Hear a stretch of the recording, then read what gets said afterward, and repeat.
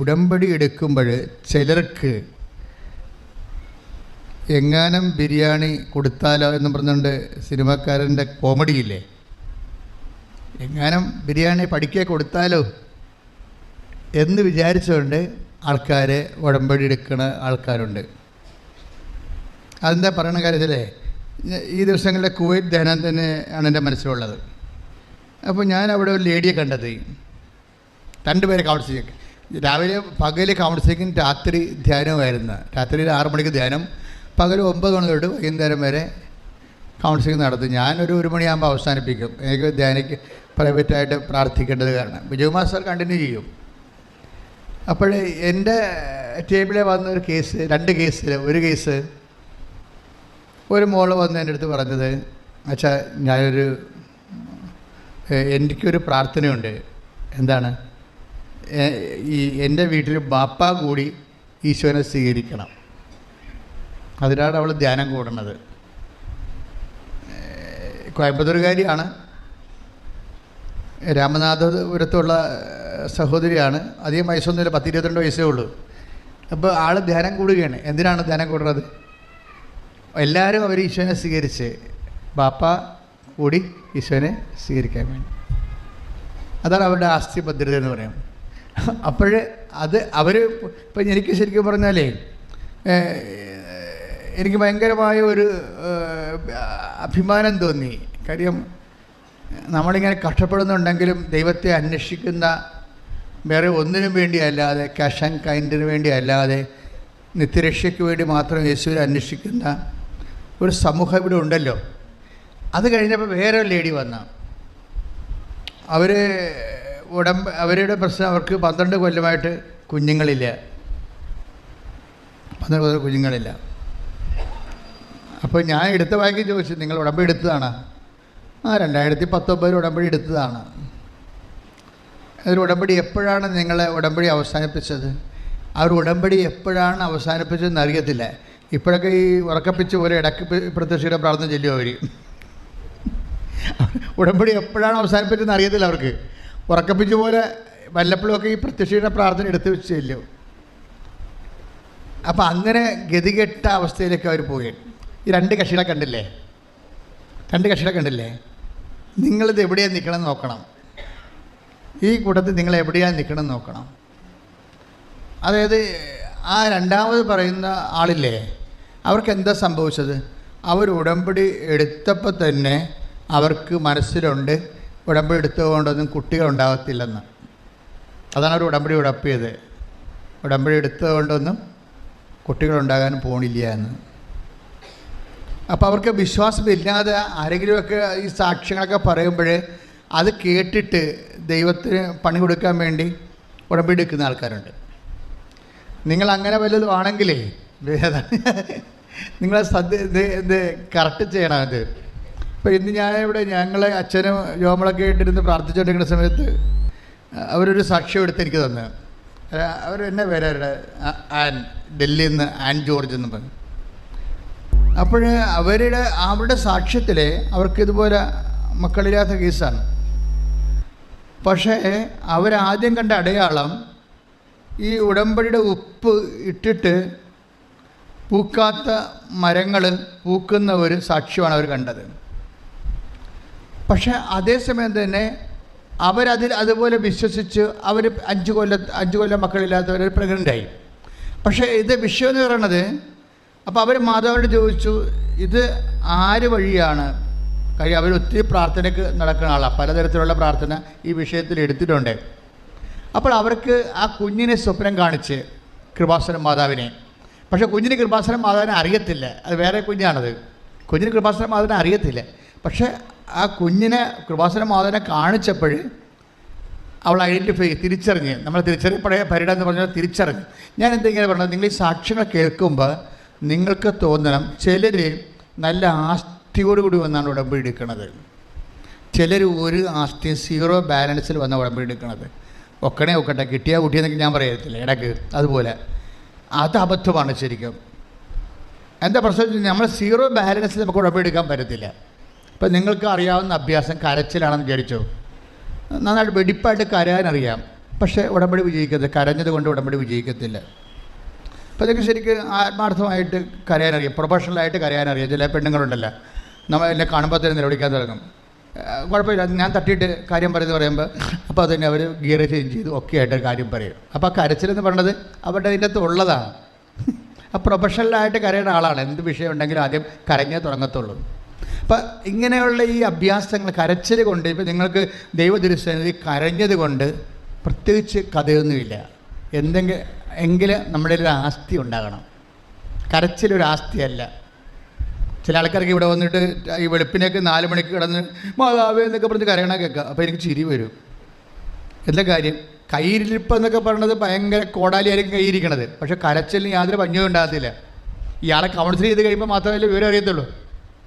ഇയാളെ കൗൺസിൽ ചെയ്ത് കഴിയുമ്പോൾ അനുരഞ്ജനം എങ്ങനെയാണ്, ഭർത്താവിനോട് എങ്ങനെ പെരുമാറണത്, മക്കളോട് എങ്ങനെ പെരുമാറണത്, അയൽവാസിയോട് എങ്ങനെ പെരുമാറണത്, നാട്ടിനോട് എങ്ങനെ പെരുമാറണത്, അവിടെ എല്ലാം ദൈവസ്നേഹം ഇല്ലേ, ഇവരുടെ ഗുണ്ടായിസമാണ് നടക്കുന്നത്.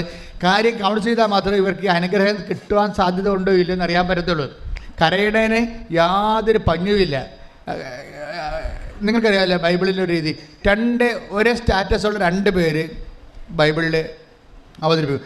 അവർക്ക് ഒരേ സ്റ്റാറ്റസാണ്. രണ്ടും നോൺ ജ്യൂസാണ്. അവർ യഹൂദരല്ലാത്തവരാണ്, ക്രിസ്തുവിൻ്റെ അടുത്ത് വിജാതീയരാണ് 2 പേരും. അപ്പം ശതാധിപനും ഒരു വിജാതീയനാണ്, ശതാധിപൻ ഒരു വിജാതീയനാണ്, റോമൻ പടയാളിയാണ്. പിന്നെ വേറെ ഒരു ദേശക്കാരത് കാനങ്കാരി, അവരും യഹൂദയല്ല, അവരും വിജാതീയ സ്ത്രീയാണ്. അപ്പോൾ 2 വിജാതീയർ കർത്താവിൻ്റെ അടുത്ത് വരുന്ന ബൈബിൾ വാക്യങ്ങളിൽ നമ്മൾ അപ്പോൾ ഒരു സ്ത്രീയെ നോക്കിയാൽ 15:23 വായിച്ച മത്തായിയുടെ സുവിശേഷം. മത്തായി സ്ത്രീ 15:23. എന്നാൽ അവൻ ഒരു വാക്ക് പോലും ഉത്തരം പറഞ്ഞില്ല. കണ്ടേ, ഇതിൻ്റെ പ്രശ്നം വെച്ച് കഴിഞ്ഞാൽ അതിനുശേഷം 15 ഇതാണ്ട് കാനങ്കാരി കർത്താവിൻ്റെ അടുത്ത് വന്ന് അവിടെ മകളെ പിശാച് ബാധിച്ചെന്ന് പറഞ്ഞ് നമ്മൾ എപ്പോഴും കേൾക്കുന്ന ഒരു ഭാഗമാണ്. ഈ ബൈബിളിന് ഒരു പ്രശ്നമുള്ളത് മദർ വേർഡെന്ന് പറയും. ബൈബിളിൽ കുറേ തരം വാക്കുകളുണ്ട്. മദർ വേർഡെന്ന് വെച്ചാൽ അമ്മ വചനങ്ങൾ, ഇങ്ങനെ പ്രസവിച്ചുകൊണ്ടേയിരിക്കും. അവരെപ്പോഴും ബൈബിളിൻ്റെ വചനത്തിൽ നിന്ന് വേറൊരു വചനം ഉണ്ടായിക്കൊണ്ടിരിക്കും. എപ്പോഴും പുതിയ പുതിയ ആശയങ്ങളും പുതിയ ദൈവത്തിൻ്റെ മനസ്സും ഒരു സിംഗിൾ വേർഡ് തന്നെ ഓരോ ദിവസവും വ്യത്യസ്തങ്ങളായ ദൈവഭാഷ്യങ്ങൾ പറഞ്ഞുകൊണ്ടിരിക്കും. അത് മദർ വേർഡെന്ന് പറയണത്. അതുപോലെ ഒരു മദർ വേർഡാണിത്. ഇത് ഇന്ന് വായിക്കണതല്ല നാളെ പറയാൻ പോണത്. നാളെ പറയണത് ഇത് തന്നെ ആയിരിക്കും, പാസേജ് ഇതായിരിക്കും, പറയണത് വേറൊരു കാര്യമാണ്. അതിന് മദർ വേർഡെന്ന് പറയും. ഇനി ഒക്കൾട്ട് വേർഡുണ്ട്, അത് നിഗൂഢ വചനങ്ങൾ, ദൈവികമായ സത്യങ്ങൾ ഗൂഢമായിട്ട് വെച്ചിട്ട് ഗൂഢവചനങ്ങളുണ്ട്. ഇങ്ങനെ ഓരോ വ്യത്യസ്ത. അപ്പോൾ ഇതൊരു മദർ വേർഡാണ്. ഇനി കീ വേർഡുണ്ട്, താക്കോൽ വചനങ്ങൾ. ചില ഒരു വലിയ ആശയപ്രപഞ്ചം തന്നെ ഓപ്പൺ ചെയ്ത് കിട്ടും ഒറ്റ ഒരു വാക്കിൻ്റെ കീ കിട്ടിക്കഴിഞ്ഞാൽ. ഇങ്ങനെ വചനത്തിൻ്റെ ഗ്രേഡ് വ്യത്യസ്തമുണ്ട് ഒത്തിരി. അപ്പോൾ ഇതൊരു മദർ വേർഡാണ്. ഇവർ കാനങ്കാരി വന്ന് ഈശോനോട് പറയണതാണ്, എന്താ എൻ്റെ മകള് പിശാച് ബാധിതയായി വെള്ളത്തിലും തീരൊക്കെ വീഴുന്ന ഞാൻ അത്. അപ്പോൾ ഇങ്ങനെ കരഞ്ഞുകൊണ്ട് വരികയാണ്. കാരണം മകള് പിശാച് ബാധിതയാണെന്ന് പറഞ്ഞുകൊണ്ട് ചിലപ്പോൾ അപസ്മാരോ വല്ലതും ഒക്കെ ആയിരിക്കും. പക്ഷെ അവൾക്കൊരു മകളെ ഉണ്ടാക്കി കാണത്തുള്ളൂ. അവൾ ഭയങ്കര സങ്കടമാണ്. ഈ ഭയങ്കര സങ്കടമായതുകൊണ്ട് വിഷയങ്ങൾ ദൈവം കേൾക്കണമെന്നൊരു നിർബന്ധമില്ല. പറഞ്ഞു മനസ്സിലായില്ല? നിങ്ങൾക്ക് അങ്ങനെ തോന്നുന്നുണ്ടാവും. ഭയങ്കര നിങ്ങളെല്ലാവരും ഇങ്ങനെ ഈ ചില സമയത്ത് ഈശോനറിയാൻ പാടില്ല, കരയാൻ മാത്രം അറിയാം. അതുകൊണ്ട് സാധനം വർക്കൗട്ട് ചെയ്യത്തില്ല. ഇപ്പോൾ ഇത് കണ്ടോ, എനിക്ക് ഇവർ കരഞ്ഞെന്നുള്ള കാര്യം എങ്ങനെ നമുക്ക് മനസ്സിലാകണത്?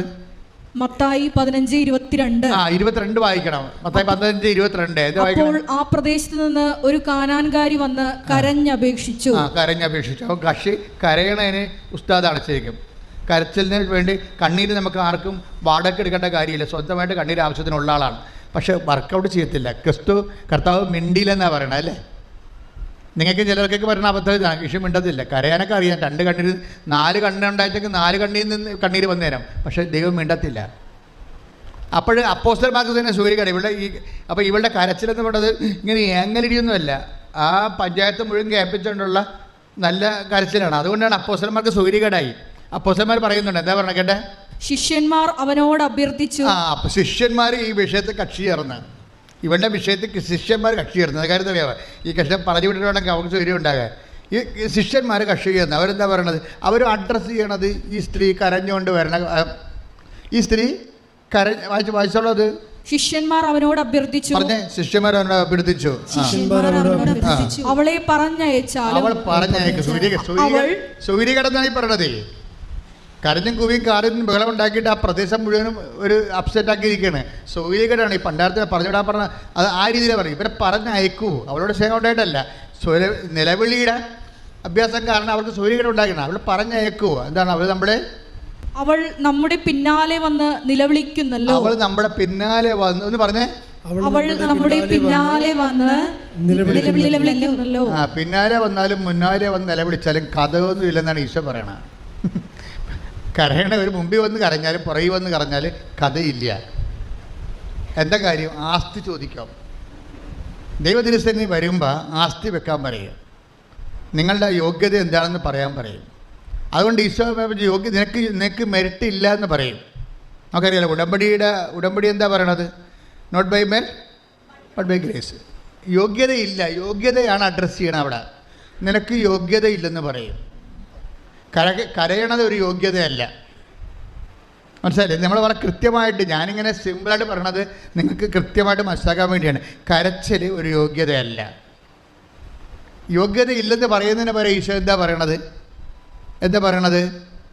അവൻ മറുപടി പറഞ്ഞു, ഇസ്രായേലിൽ നിന്ന് നഷ്ടപ്പെട്ടു പോയ ആടുകളുടെ അടുക്കലേക്കാണ് ഞാൻ അയക്കപ്പെട്ടിരിക്കുന്നത്.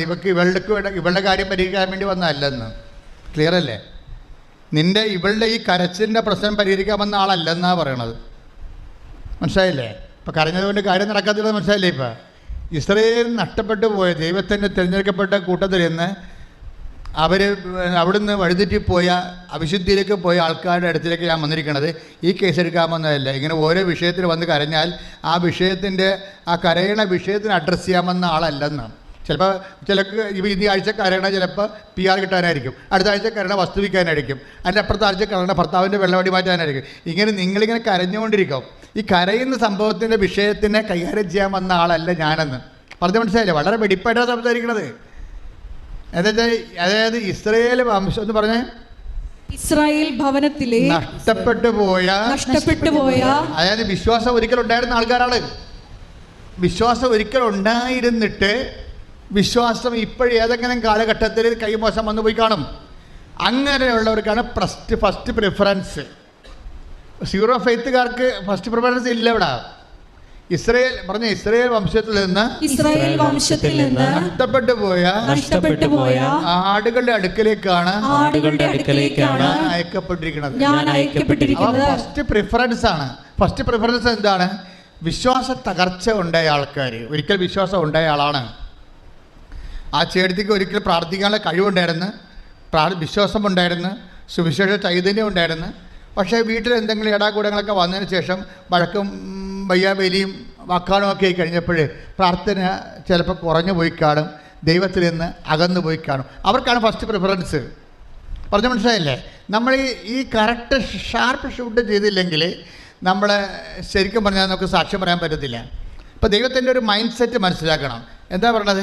ഈ വിശ്വാസം ഉണ്ടായിട്ട് തകർന്നു പോയ ആൾക്കാർക്കാണ് ഫസ്റ്റ് പ്രിഫറൻസ്. ഒരു വിശ്വാസമില്ലാതെ ചുമ്മാ ഒരു വിഷയം ഉണ്ടായപ്പോൾ കരഞ്ഞു കൂടി വന്നാലൊന്നും കർത്താവ് കൈകാര്യം ചെയ്യത്തില്ല. വിഷയമല്ല പ്രശ്നം. നിങ്ങളുടെ കരച്ചിലിൻ്റെ ഇമോഷണാലിറ്റിക്ക് ഒരു വിലയില്ല.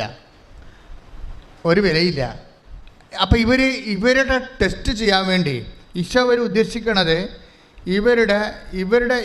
ഇവരുടെ വിശ്വാസത്തെ, ഈ വിഷയത്തെ നിലനിർത്തിക്കൊണ്ട് തന്നെ ഇവരുടെ വിശ്വാസത്തെ നിങ്ങളെ കർത്താവിൻ്റെ തിരുസന്നിധിയിൽ പ്രകടിപ്പിക്കാൻ വേണ്ടി നമുക്ക് ഈശോ ചാലഞ്ച് ചെയ്യും. അതിനെന്താ ഈശോ പറയണത്? ഇവർ വിശ്വാസമില്ലാത്തവരാണെങ്കിൽ, ഇപ്പം ചില ആൾക്കാർ ഞാൻ പറഞ്ഞില്ലേ, അത് 12 കൊല്ലമായി മക്കളില്ല. പക്ഷേ അവരിപ്പോൾ പ്രത്യക്ഷീണ പ്രാർത്ഥന ഞരങ്ങി മൂളിയൊക്കെ വല്ലപ്പോഴും കൂടി വല്ല പട്ടിയ പൂച്ചയെ കടിച്ചാൽ മാത്രമേ പ്രത്യക്ഷ പ്രാർത്ഥന ചെല്ലത്തുള്ളൂ. അങ്ങനെയുള്ള അവസ്ഥയാണ് അവർ. ഈ കക്ഷികൾ അഡ്രസ്സ് ചെയ്യത്തില്ല. അതെന്താ സംഭവിച്ചാൽ ഇവരുടെക്കൊന്ന് വേണ്ടത്, ദൈവത്തിന് വേണ്ടത് സാധാരണ ഒരു വിശ്വാസമല്ല.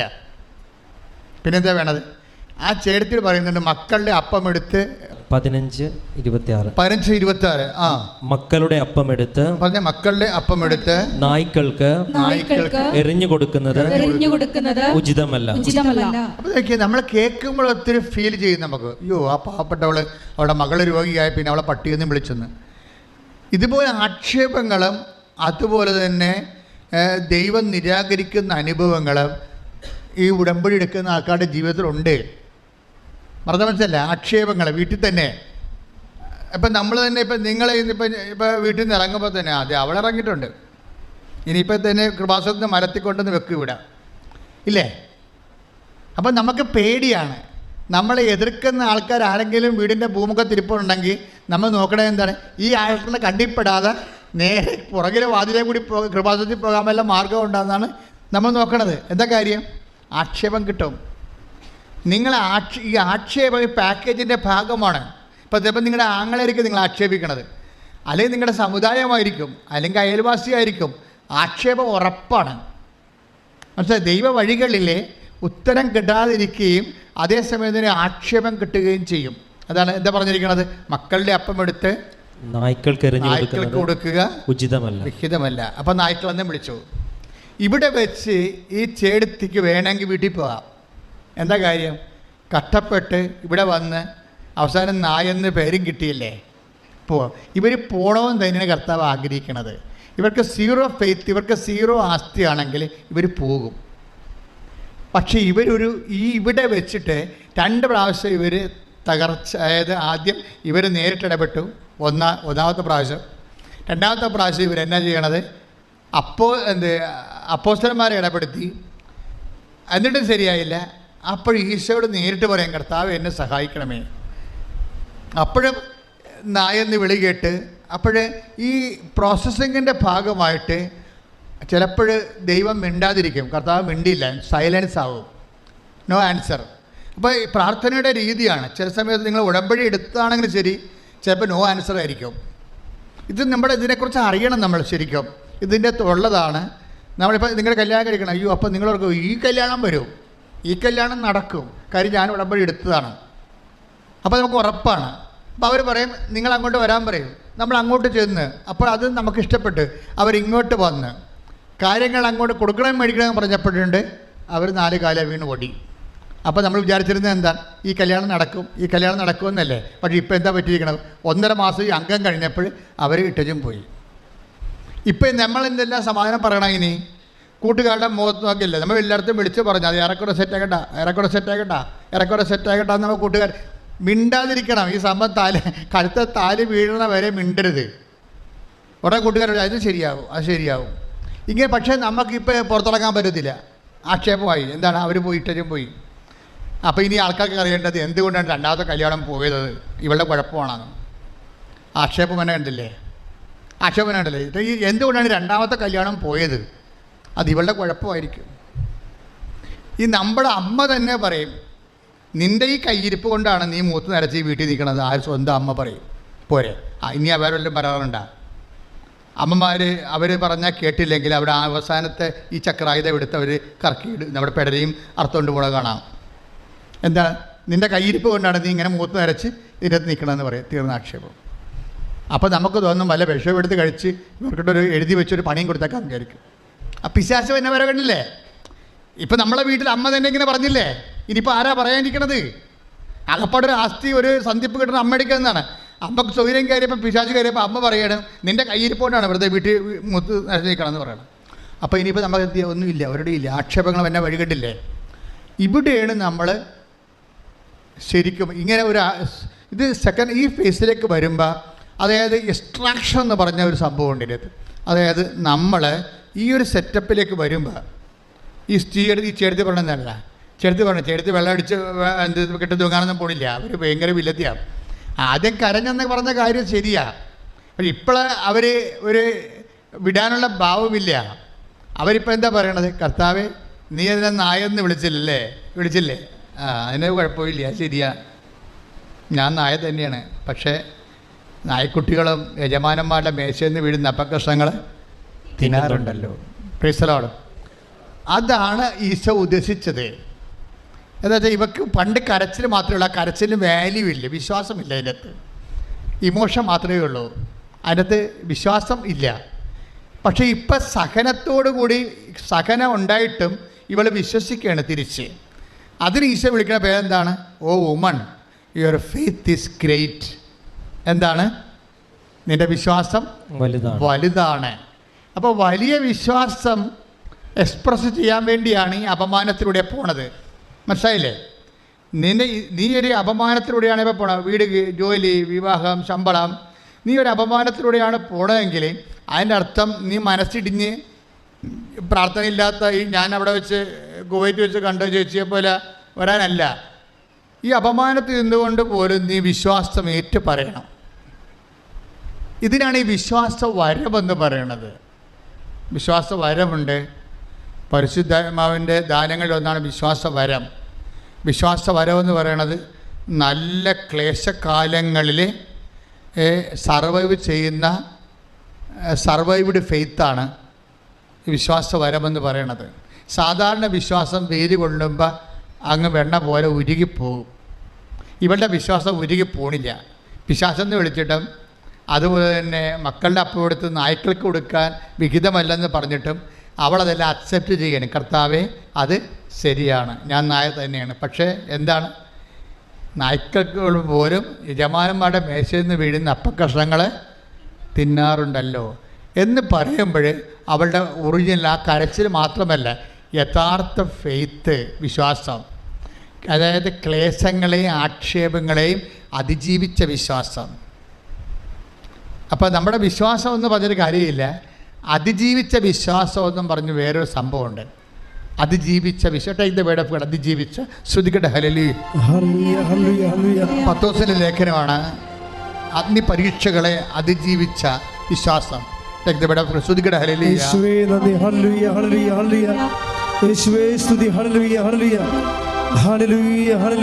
1 പത്രോസ് 1:7.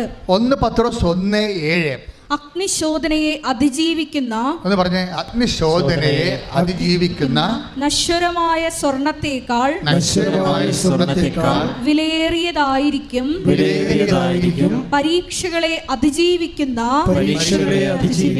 നിങ്ങളുടെ വിശ്വാസം. ഇതാണ് കാനൻകാരിയുടേത്. സ്വർണത്തെക്കാൾ അത് വിലയുള്ളതായി മാറി. ഇപ്പം വാല്യൂ ആയി. ഇതാണ് വാല്യൂ എന്ന് പറയണത്. ഞാൻ കുവൈറ്റ് നടത്തിയപ്പോൾ ധ്യാനത്തിന് കർത്താവ് പറഞ്ഞത് വാല്യൂ ആഡഡ് സ്പിരിച്വാലിറ്റി എന്നാണ്. ഒരു വ്യക്തിയുടെ വാല്യൂ, അവൻ ദൈവ തിരുസന്നിധിയിൽ വാല്യൂ ഉള്ള വ്യക്തിയാണോ ഇല്ലയോ, അവന് ബാർഗൈനിങ് പവർ ഉണ്ടോ വിശ്വാസത്തിൽ, അത് ഇങ്ങനെയുള്ള പ്രോസസ്സിങ് പ്രക്രിയയിലൂടെയാണ് വെളിവാകണത്. അതിന് പത്രോസ് പറഞ്ഞത് എന്താണ്? വചനം വായിച്ചോ. 1 പത്രോസ് 1:7 ഒന്ന് വായിച്ചു. അഗ്നിശോധനയെ അതിജീവിക്കുന്ന, നശ്വരമായ സ്വർണത്തേക്കാൾ വിലയേറിയതായിരിക്കും പരീക്ഷകളെ അതിജീവിക്കുന്ന നിങ്ങളുടെ വിശ്വാസം. വിശ്വാസം 2 തരമുണ്ട്. എന്തൊക്കെയാണുള്ളത്? ഒന്ന്, പരീക്ഷകളെ അതിജീവിക്കാത്ത കേവല വിശ്വാസം, കരയാനും മോങ്ങാനും മാത്രം അറിയാവുന്ന കേവല വിശ്വാസം. രണ്ടാമത്തത്, എന്തെല്ലാം വിഷയം ഉണ്ടായാലും വിശ്വാസത്തിൽ ഉറച്ചു നിന്നുകൊണ്ട് പരീക്ഷകളെ അതിജീവിച്ച അതിജീവിത വിശ്വാസം. ഈ അതിജീവിത വിശ്വാസമാണ് വിശ്വാസ വരമെന്ന് പറയുന്നത്. വിശ്വാസ വരം, പ്രാർത്ഥനാ വരം എന്നൊക്കെ പറയത്തില്ലേ. പ്രാർത്ഥന ഒക്കെ പ്രാർത്ഥിക്കുന്ന എല്ലാവർക്കും പ്രാർത്ഥനാ വരമില്ല. അവരൊരു കാഷ്വലായിട്ട് ഓരോ വിഷയത്തിനോട് പ്രാർത്ഥിച്ചു പോകണം. വരമില്ല. വരം വേണമെന്നുണ്ടെങ്കിൽ അതിജീവിതം വേണം അതിൻ്റെ അകത്ത്. ഇപ്പോൾ കർത്താവിൻ്റെ തിരുസന്നിധിയിൽ കർത്താവിൻ്റെ പ്രാർത്ഥനാ വരമുണ്ട്. നിങ്ങൾക്കും കൊണ്ടുവരാം, എനിക്കും കൊണ്ടുവരാം പ്രാർത്ഥനാ വരം. എന്താണ് പ്രാർത്ഥനാ വരം എന്ന് പറയുന്നത്? എന്തെങ്കിലും ഒരു വിഷയത്തെ പ്രാർത്ഥിക്കണമല്ല. അത് ഗെത്സെമനിയിൽ ഈശോ ചെയ്തത് എന്താണ്? Take the word of God. Luka 22:23. ശ്രുതികട ഹല്ലേലൂയ. Hallelujah hallelujah. യേശുവേ നന്ദി. ഹല്ലേലൂയ.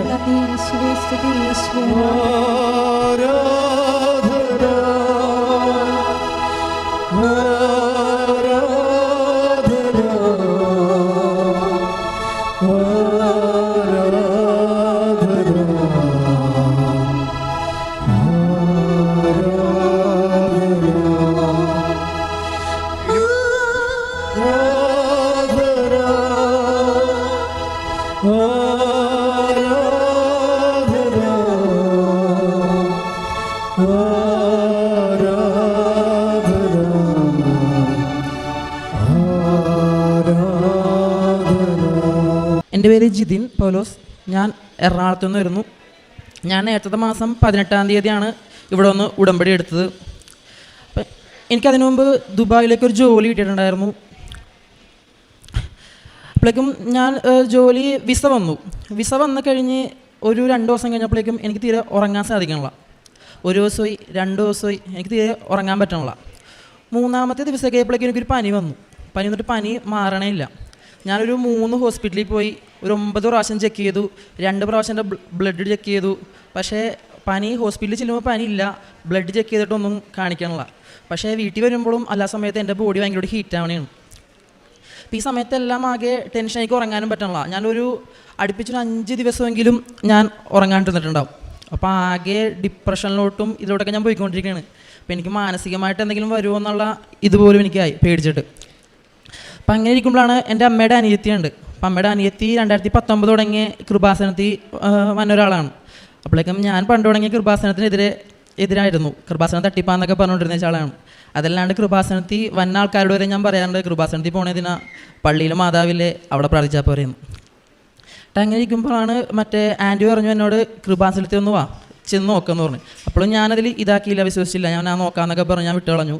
അത് കഴിഞ്ഞ് ആദ്യത്തെ പ്രാവശ്യം ബ്ലഡ് ചെക്ക് ചെയ്യാൻ വേണ്ടി ഹോസ്പിറ്റലിൽ ഇരിക്കുമ്പോൾ ഞാൻ ചെയറിലിരിക്കുമ്പോൾ കൃപാസനത്തിൻ്റെ പേപ്പർ അവിടെ വെച്ച് എനിക്ക് കിട്ടി. അപ്പോഴേക്കും എനിക്ക് ചെറിയൊരു വിശ്വാസമായി. അത് കഴിഞ്ഞ് ഞാൻ വിചാരിച്ചു വന്ന് ശനിയാഴ്ച ഞാൻ ചെക്ക് ചെയ്തു. അപ്പം എൻ്റെ എല്ലാം നോർമലാണ്. അത് കഴിഞ്ഞ് ഞാൻ വിചാരിച്ചു നമുക്ക് ചൊവ്വാഴ്ചയുള്ള ധ്യാനം നടക്കണം ഇവിടെ. ചൊവ്വാഴ്ച വന്ന് കൃപാസനത്തിൽ വരാമെന്ന് ഞാൻ കരുതി. പക്ഷേ ശനിയാഴ്ച രാത്രി കിടന്നിട്ടും എനിക്ക് ഉറക്കം വന്നില്ല. എൻ്റെ മനസ്സിൽ മൊത്തം ഇങ്ങോട്ട് വന്നം, കൃപാസനത്തിൽ വന്നം എന്നുള്ള ഒറ്റ ചിന്ത എനിക്കുള്ളൂ. അന്ന് അപ്പോൾ കണ്ടിന്യൂസ് ആയിട്ട് ഞാനൊരു 6 ദിവസം ഞാൻ ഉറങ്ങാണ്ടിരിക്കണേ. അപ്പോൾ ഞാൻ ആകെ ടയേർഡാണ്. അപ്പോഴേക്ക് രാവിലെ എങ്ങനെയെങ്കിലും ആയാൽ മതി എന്ന് ഞാൻ പ്രാർത്ഥിക്കണേ, എനിക്ക് കൃപാസനത്തോട്ട് വന്നം. അങ്ങനെ കറക്റ്റ് രാവിലെ ഞാൻ എറണാകുളത്ത് നിന്ന് ഇവിടം വരെ ഞാൻ എൻ്റെ ബൈക്ക് ഓടിച്ച് വന്നു. എനിക്കൊരു തരിയൊരു ക്ഷീണമോ തലയിറക്കമോ ഒന്നും ഉണ്ടായില്ല. ഞാൻ ഇവിടെ വന്ന് എനിക്ക് ടോക്കൺ കിട്ടിയത് 1 മണിക്കത്തെയാണ്. ഞാൻ രാവിലെ 8 മണിയായപ്പോൾ ഇവിടെ എത്തി. ഞാൻ അവിടെ ക്യൂ നിന്നാൽ പോലും എനിക്ക് തരിയൊരു ക്ഷീണമോ അങ്ങനെ ഒന്നും വന്നില്ല.